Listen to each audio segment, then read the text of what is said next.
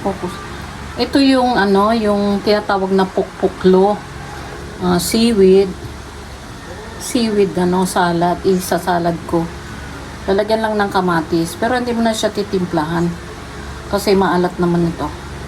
Yan. Nakukuha ito sa dagat. Ang tawag nito sa Ilocano ay pukpuklo. Ayan.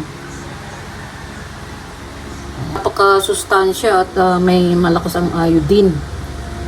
Para ano daw, iwas goiter. Ganda ito. Yan. Yung maliliit na yan. Tapos hugasan na. Hindi siya pwedeng lagyan ng suka, ha? Kasi pag nilagyan ng suka yan, malulusaw yan.